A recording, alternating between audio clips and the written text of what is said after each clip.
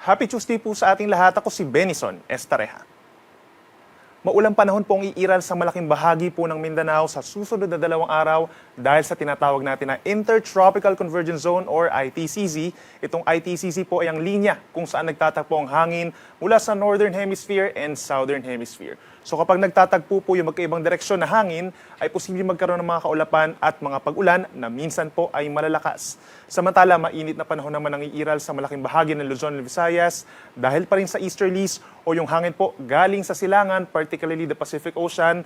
At itong easterlies din po yung nagkukos ng mga pamisa-misa mga pag-uulan or mga localized thunderstorms. Simula po ngayong hapon hanggang bukas ng madaling araw, mataas ang tsansa ng mga pag-ulan dito sa Mindanao. Makulimlim po, lalo na po sa may southern portions. We're talking of Zamboanga Peninsula, Bangsamoro Region, Soc-Sargen, and Davao Region. So kung lalabas po ng bahay, magdala ng payong. At kung magpatuloy ang mga pag-ulan, posible ito magdulot ng mga pagbaha or pagguho ng lupa.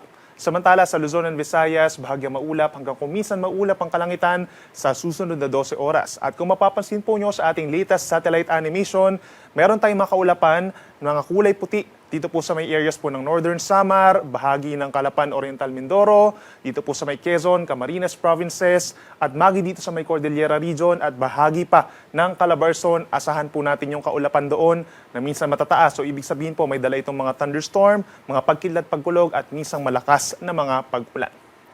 At base naman po sa ating latest satellite animation, wala tayong nakikitang mga kumpul ng ulap na posibleng maging bagyo or low pressure area for this week.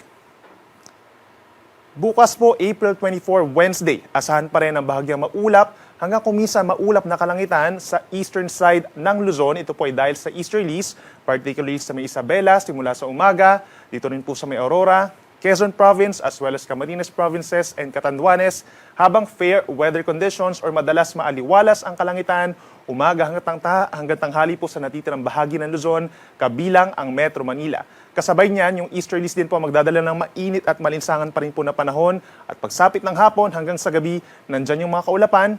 Medyo makulim na ng panahon sa ilang bahagi po ng Luzon at sinasamahan din ito ng mga isolated rain showers or localized thunderstorms.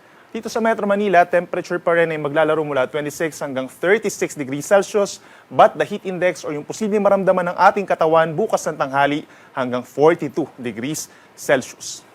Meron din po mga lugar dito sa Luzon na makakaranas din po ng 42 degrees or higher na heat index o yung mararamdamang init ng katawan.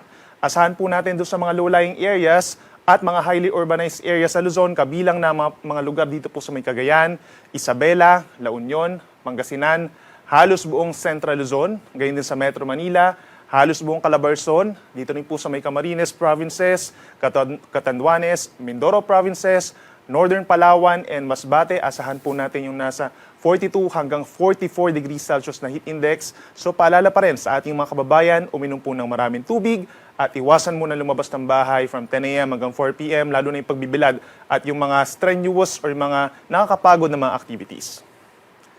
Sa ating mga kababayan po sa Palawan, iiral ang bahagyang maulap at minsang maulap na kalangitan. Pagsapit po ng hapon, mataas na yung tsansa ng mga localized thunderstorms o yung mga pulupulong pagkidlat pagkulog, lalo na sa gitnang bahagi.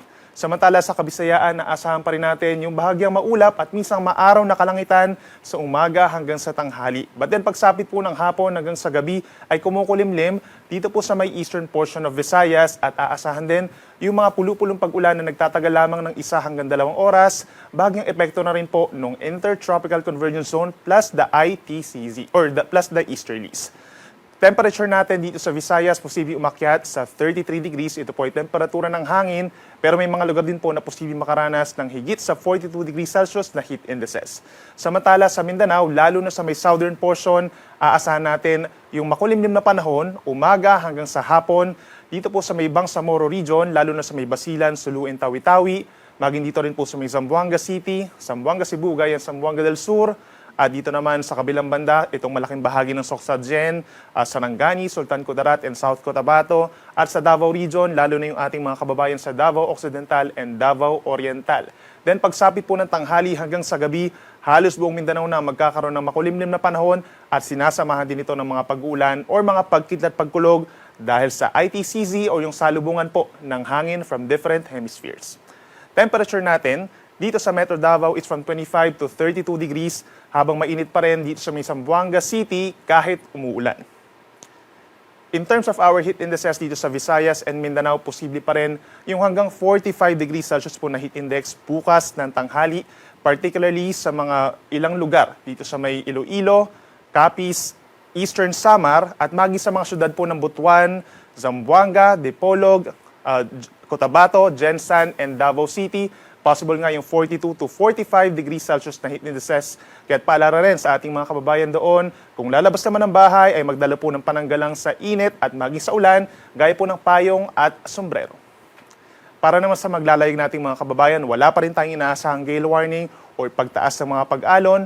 Maximum na po yung 2 metro, lalo na po kapag meron tayong mga thunderstorms at pinakamababa o pinakabanayad ang ating mga karagatan sa western side ng ating bansa.